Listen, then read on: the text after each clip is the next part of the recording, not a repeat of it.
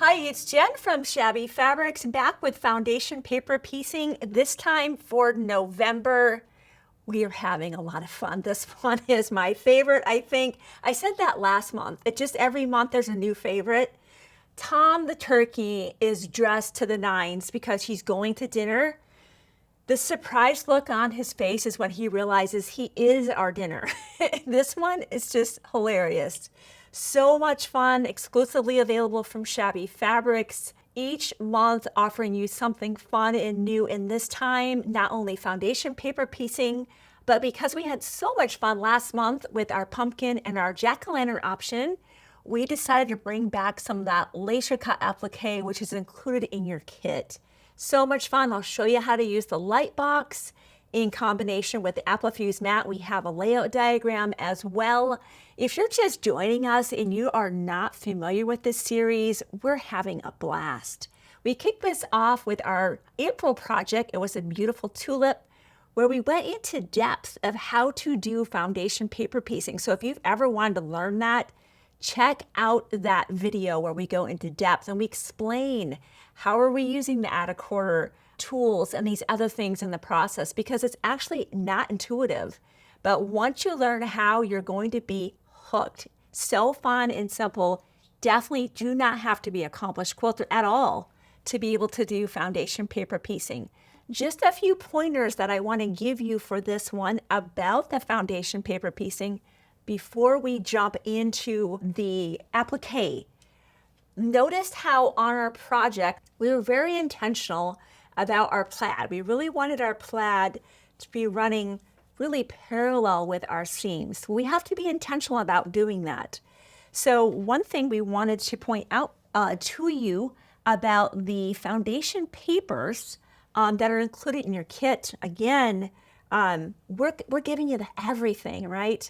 If you've done foundation paper piecing projects before, you're used to having to Xerox those yourself, getting the foundation paper and putting that in your printer or going to a printer and going ahead and printing that yourself.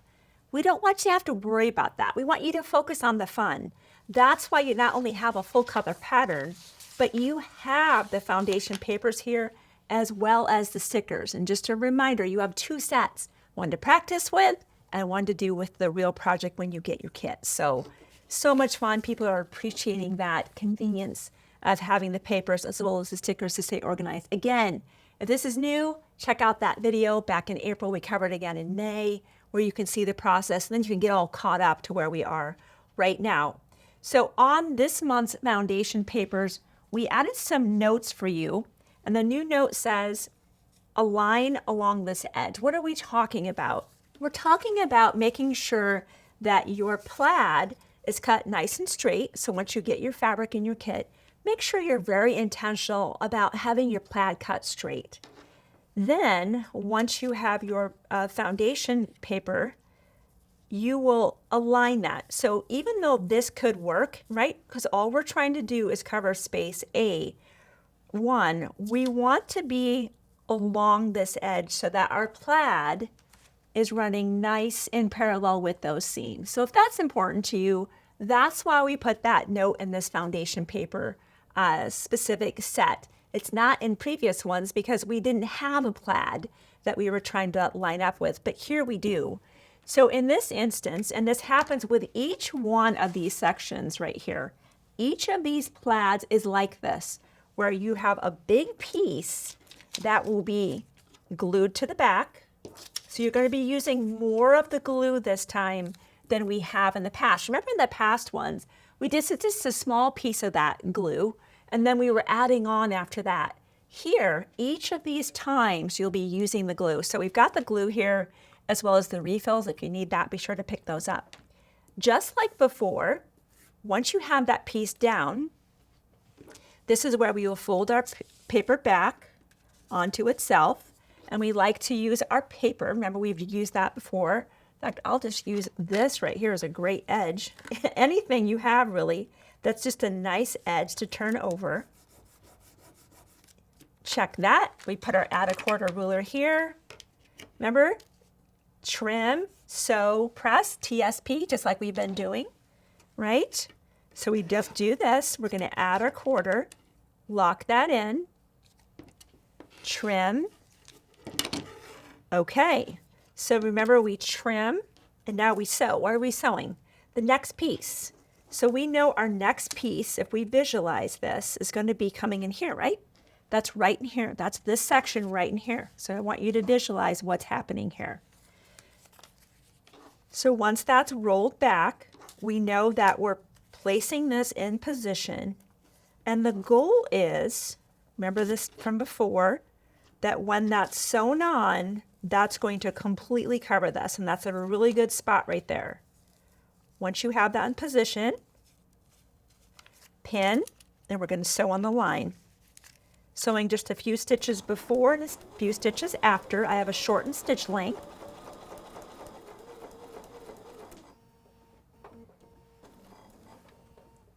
And then, of course, we're going to press to the outside. Move that off to the side here.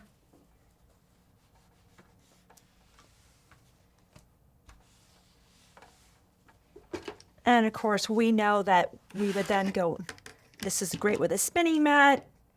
We can go trim our shape, right? Just trim all the way around. And we really kind of just keep completing that here. I do need to change this blade for sure. You can see here on set, we actually use these blades quite a bit. Let me keep trimming. This is great for a spinning mat. If you don't have one on hand, no problem. I want to point out one thing to you right over here. Notice this line looks like we might have accidentally not drawn that straight.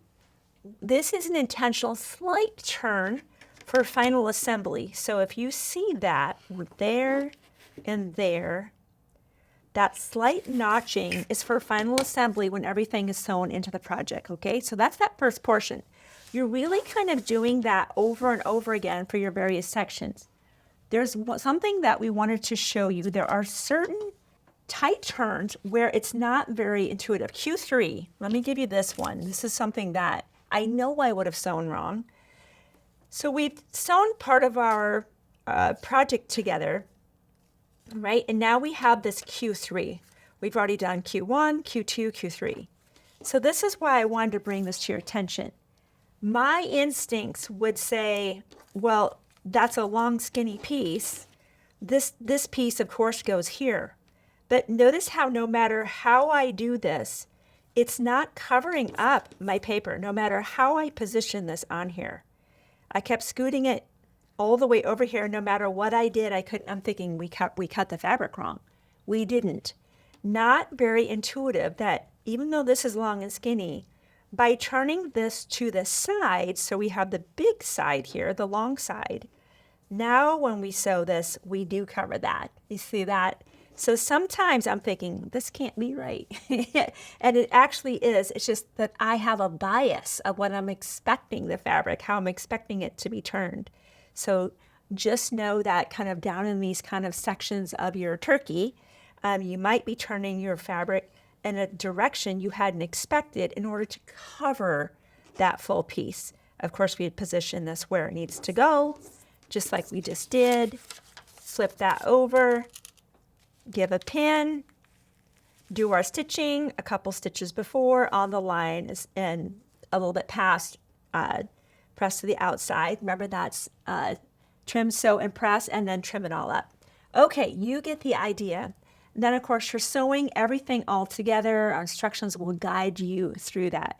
But now the part you've all been waiting for, right? And that I'm excited to show you. And that is the magic of the layout diagram, our beautiful light box, and our pre-fused laser cut applique.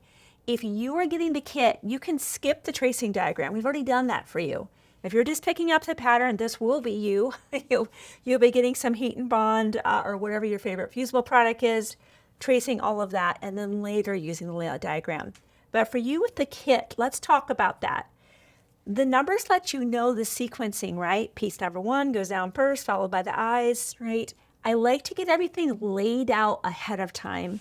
Sometimes I'll even take a photograph of this so I don't forget the sequencing. Sometimes when you put the applique mat on top of the diagram, it's harder to see through that. So having an image of this is very, very handy. All right, let's bring out those shapes. I love just being able to skip the tracing and the cutting and just jump into the fun. The easiest way to release the fusible webbing is just give a good crease and the paper will come right off. Remove the paper from all of your pieces. Now, we will assemble, our instructions have us assembling pieces 1 through 11, which is the turkey and his shirt and his tie.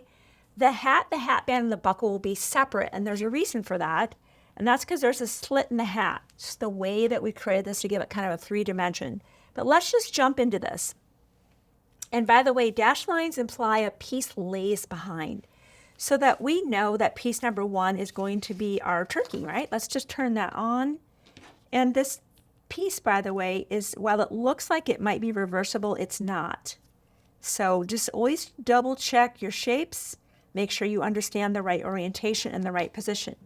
So sequence is light box, layout diagram, applique mat. Heat is on medium. Now, in order to get the best impact, I'm going to actually lower the studio lights so you're seeing what I'm doing. But I want to point out one thing to you. Right away, when I put down the kind of the turkey body, it becomes very difficult for me to see any of the pieces behind. You can do that with just if your light box is as bright as it could be in a dark room. But I would recommend, let's just draw this back. Just assemble Tom's eyes and his beak and his waddle as a unit, and we will keep that off to the side. We'll put his body, his shirt, his tie together, and then we'll add the face on top of that. So sometimes, just because of viewability, I change what I do, and I will show you that. We'll lower the studio lights, and you'll see. I'll just assemble this part. We'll assemble this part. We'll do the hat, and then we'll put everything together.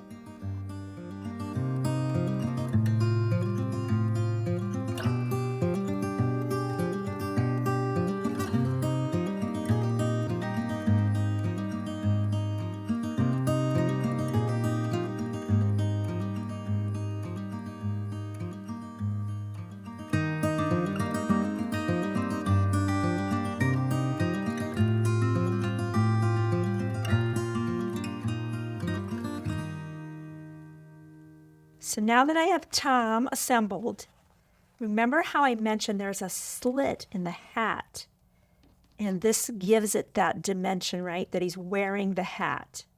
So we'll put the hat in position, put his head in there. We have a lot of fun here at Shabby Fabrics designing projects for you guys because we want everything to be just perfect. I think we drive our manufacturing team a little crazy sometimes because all of these extra details, cutting the extra slit in the shapes, takes time, it takes engineering. But look at our Tom now. Look how handsome he is. So we let him cool. And now all of those shapes, I'm playing a little bit of fire, a little bit warm still. All of these shapes are now one. And you can just imagine when you're doing these projects, these applique projects, there is no better way to do this than be able to pre-assemble things and move them onto the background as completed units. We'll get the studio lights back on, and then I'll just show you how to position Tom onto your foundation paper piecing and finish up our project. So when applying Tom to your foundation paper piecing, this is just a visual. You have your pattern to refer to. I just kind of look for clues. Basically his tie kind of comes right to his body. I can see the tip of his hat is coming to the plaid, just to the plaid. It's your turkey. I don't think you can do this wrong. If you like that position, and I think that's a good one right there. You can see his beak. Yep, I'm just going to iron that down. And then, of course, the beautiful thread comes into play. I'm hearing more and more people for Thanksgiving don't always have turkey. I've heard ham, roast beef, a lot of Italian food. What do you like to eat? We'd love to hear your comments. It's so fun to hear people's family traditions. Oh my gosh, he is adorable. Tom is so adorable. Just like we've done with the other projects so that they look embossed. I love that embossed look. Sometimes people like to do the applique now before they add the batting and the backing. I would love to encourage you, add your batting, add your backing that's in your kit, then pull out your thread set, stitch all of your applique down, and stitch, of course, as we did here right along our beautiful fan of our turkey. So much fun. People are loving these kits. I see we're getting very low on inventory. So if you have not grabbed those kits, be sure to do that. As you can see, we put our whole heart in these, and just the convenience of having everything right there. It's the exact fabrics. You're not trying to figure out what fabrics to use. And of course, with these little extra special prefused laser cut applique, you can skip all the tracing and jump into the fun. Grab your kits, your thread sets, any other notions you might need. I'll see you next month as we continue our foundation paper piecing series for December.